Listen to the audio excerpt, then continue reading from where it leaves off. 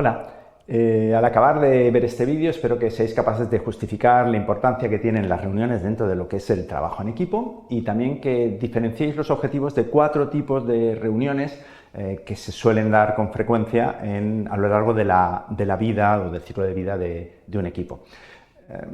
La interacción de las personas del equipo se puede realizar de manera síncrona a través de reuniones o llamadas, reuniones presenciales, videollamadas, llamadas de teléfono, o de manera asíncrona, haciendo tareas individuales que más o menos están encadenadas entre sí, ¿no? Y este tipo de interacción, o el porcentaje que hay entre reuniones y llamadas y tareas individuales va a depender del tipo de interacción que tengamos en el equipo, que esto normalmente va a depender del tipo de tareas que tengamos que abordar, de las personas que componen el equipo, de los recursos que tenemos y de otras variables. Pero sea como fuere, cuando estamos trabajando en equipo necesitamos reunirnos, porque es muy difícil mantener a las personas alineadas, teniendo claros los objetivos y trabajando todas, convergiendo hacia esos objetivos, o motivadas o cohesionadas, simplemente a través de las herramientas que tenemos de comunicación asíncrona, por ejemplo, como correos electrónicos. No sé si a vosotros os ha pasado, pero a mí frecuentemente percibo la necesidad de haber estado intercambiando una serie de correos electrónicos con una persona o con varias personas, siento la necesidad de reunirme por decir, es que con correos electrónicos no conseguimos aclararnos. O sea, al final la cosa, yo te contesto, tú me contestas, me vuelves a decir, no es esto lo que yo quería decir, mira, este es el matiz, ves estas cosas, y al final acabas diciendo, oye, ¿por qué no quedamos un día y hablamos? ¿O por qué no te llamo? ¿O por qué no me llamas? Y lo aclaramos porque va a ser más rápido que intercambiar, ¿no? Pues si habéis percibido estas sensaciones, lo que hace que tengamos la necesidad de reunirnos cuando estamos en un equipo. Y cuantas más personas se impliquen o cuanto más compleja sea la tarea que tenemos que realizar, probablemente esta demanda de esa reunión síncrona o esa llamada o esa interacción síncrona entre los miembros del equipo va a ser mucho más importante o más relevante. Y ya que las reuniones o llamadas son importantes, vamos a ver algunos tipos, porque cada una de ellas tiene un objetivo. Yo os he separado como 4 tipos de reuniones que no os voy a decir que son frecuentes porque algunas son más frecuentes que otras, pero que necesariamente todos los equipos deberían pasar por estos tipos de reuniones en algún momento en su proceso de trabajo. Os he marcado con un asterisco las reuniones iniciales, porque luego os daré unos detalles especiales de estas, porque creo que son unas reuniones tienen un aspecto especial y que marcan el funcionamiento de cómo vamos a trabajar después y condicionan mucho probablemente el éxito del equipo, ¿no? Por eso os voy a dar algunos detalles específicos de ellas. Y cada una de estas reuniones tiene unos objetivos especiales. Por ejemplo, las reuniones iniciales fundamentalmente se centran en construir relaciones entre las personas. Las personas, claro, son reuniones iniciales porque es el lanzamiento de un proyecto o es el momento en el que el equipo se forma y nos construimos y vamos a ser un equipo más permanente. Vamos a tener que entender cuál es la función del equipo, por qué nos han creado y qué es lo que vamos a lograr, y también aprender aquellas herramientas que necesitamos para trabajar en equipo. Esto es el paquete o las ideas principales o los objetivos principales que tienen estas reuniones. Sin embargo, cuando tenemos reuniones de trabajo en el funcionamiento del equipo, nuestros principales objetivos va a ser, en primer lugar, resolver los asuntos que tenemos pendientes en la agenda y luego hacer el borrador de la agenda de la siguiente reunión que vamos a tener y hacer un plan de trabajo que nos permita llegar a esa agenda con todas esas tareas o con esos deberes hechos. Esa es la parte esencial de las reuniones de trabajo del equipo. Y los equipos deberían tener, y aquí ya no me atrevo a decir que sean frecuentes, las reuniones iniciales normalmente se hacen mejor o peor. Las reuniones de trabajo se hacen mejor o peor. Las reuniones de seguimiento ya no estoy seguro que todos los equipos las hagan, pero deberían hacerlo porque en algunos momentos tenemos que reflexionar sobre lo que hemos hecho, sobre lo que no hemos hecho y por qué no lo hemos hecho, qué cosas podíamos haber hecho mejor y qué cosas dentro de las que podíamos haber hecho mejor decidimos hacer en la próxima iteración antes de la siguiente reunión de seguimiento. Creo que estas son unas reuniones esenciales para todo trabajo en equipo y que normalmente no nos centramos en ellas. Y luego, por último, tienen las reuniones de cierre, que tampoco estoy muy seguro que se hagan siempre ni que se hagan de la manera adecuada. Y estas reuniones de cierre básicamente deberían tener 4 objetivos. Lo primero, sacar unas lecciones aprendidas, que en esencia es repetir lo mismo que haces en las reuniones de seguimiento, pero pensando en todo el proyecto común global o todo el trabajo global que habéis hecho en el equipo. Si es un equipo de proyectos de una duración determinada, pues lo tendréis acotado y el cierre está más claro, pero si habéis estado trabajando en una unidad durante X años y que al final también deberíamos hacer una reflexión sobre estas cosas. Lecciones aprendidas. Otro de los aspectos básicos es completar la documentación, que no se nos quede la documentación pendiente o colgada. Es decir, hay tareas, nuestro business case o lo que queréis haber realizado, la definición final del proyecto, vuestros resultados y la documentación que queréis dejar para la posteridad como grupo, que necesitáis dejar para que los demás entiendan qué es lo que habéis hecho y podamos replicar estas iniciativas si tuviéramos que hacerlo en el futuro. Esto normalmente también empieza a fallar. Tenéis que completar vuestras plataformas, formularios, rellenar las bases de datos con aquellos datos claves o esenciales del funcionamiento del grupo. Otro de los aspectos, que probablemente es lo único que se hace en las reuniones de cierre, es compartir los resultados con las personas afectadas por esos resultados. Es decir, si alguien de vuestra organización os ha encargado una tarea o un equipo, pues al final le presentaréis a esa persona los resultados de vuestro equipo. Si es para un cliente, pues se lo presentaréis para un cliente. Si es para cualquier otro tipo de cosas, pues lo presentaréis a las personas que van a aprovechar los resultados de vuestro equipo. Y por último, que esto también se suele hacer, no en todos los casos, pero se suele hacer, es que celebremos el esfuerzo realizado por el equipo. No solo los resultados, sino que celebremos el esfuerzo y que de alguna forma nos recompensemos por todas esas horas y toda esa ilusión que ha volcado las personas que formaban parte del equipo. 4 tipos de reuniones, cada una con sus objetivos. Y ahora vamos a ver con un poquito más de detalle algunas de las cosas de las reuniones iniciales.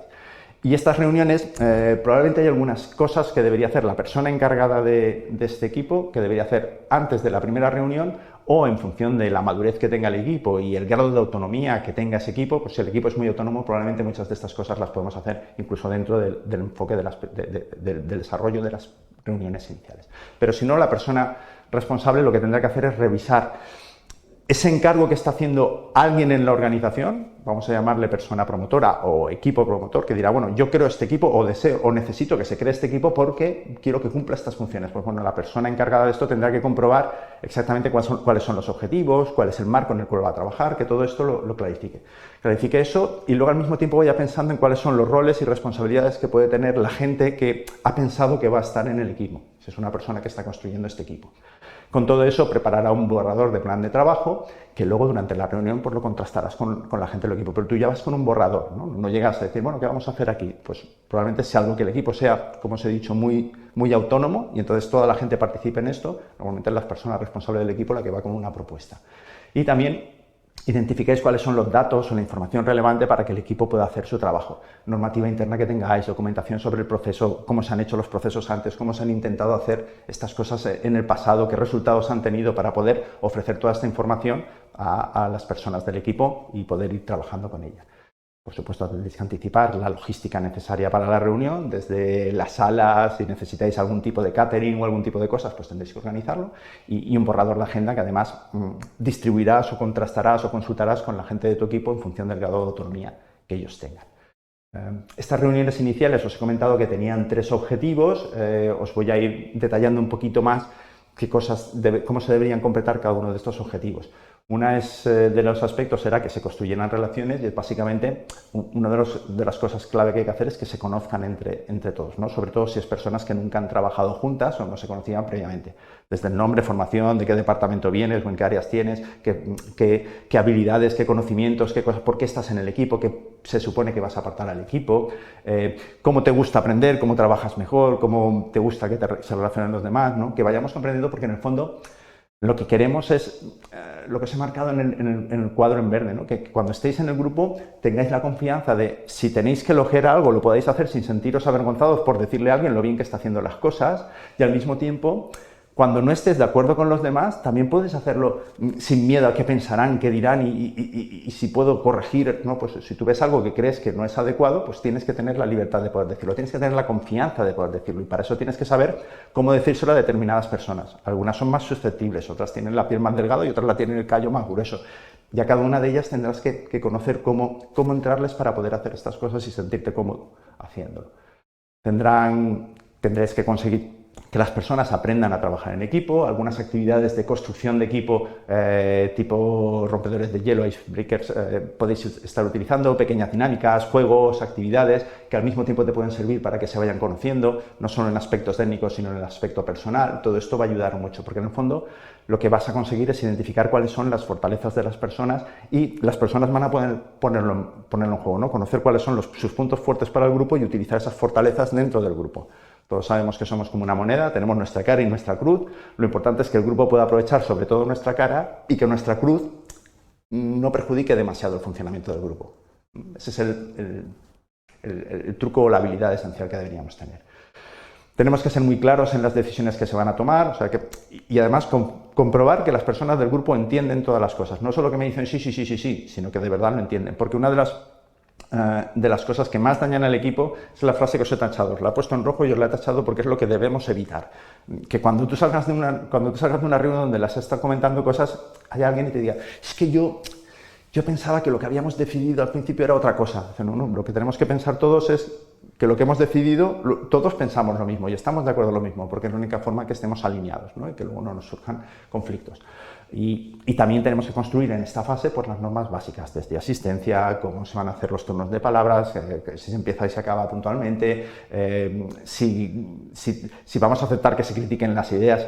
Nunca vamos a criticar a las personas, pero que tenemos que saber que el modo en que se critican las ideas para que la gente no se sienta atacada o perjudicada, o cómo vamos a interrumpir o no, si son confidenciales o no las reuniones, hasta qué punto podemos trasladar fuera las cosas que hablamos dentro, cómo esperamos que la gente se comporte en el cumplimiento de las tareas, una serie de cosas que tienen que acabar construyéndose, pues cuáles son las normas del grupo con las cuales queremos trabajar. Otro de los aspectos o de los objetivos fundamentales de estas reuniones iniciales era revisar la carta de funciones, ¿no? ¿Para qué se ha formado el grupo? ¿Por qué ha creado el grupo? ¿Cuáles son los límites? ¿Hasta dónde podemos llegar? De autonomía, de fecha, de resultados, de presupuestos.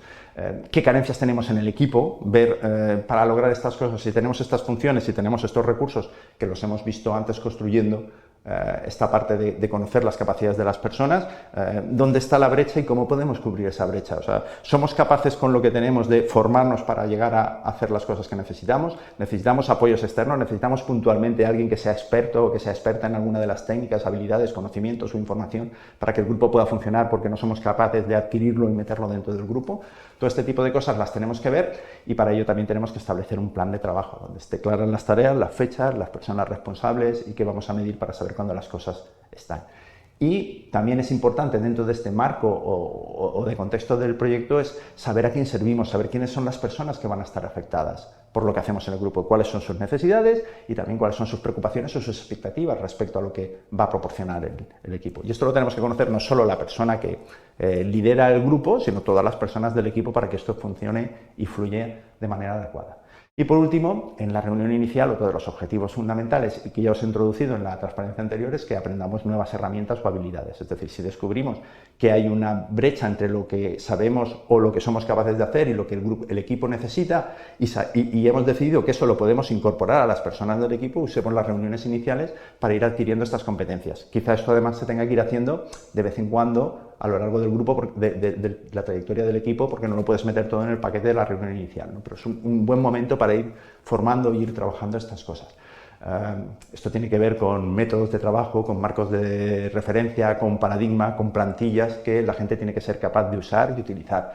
Tiene que ver también con el conocimiento de los procesos, ser capaces de conocer cuáles son las tareas de los procesos donde va a trabajar el equipo y también cómo representar esos procesos. Y a veces pues tenemos que aprender a cómo hacer esos mapas de procesos o diagramas de procesos con la terminología o con la simbología que habitualmente usa en la organización. Y también tenemos que ser capaces de entender los medibles que vamos a tener en el equipo, saber cómo elegirlos, cómo calcularlos y todo esto pues forma parte de habilidades que normalmente hay que ir aprendiéndolas, porque no todo el mundo o todas las personas en el momento que entran en el equipo son capaces de hacer todas estas cosas.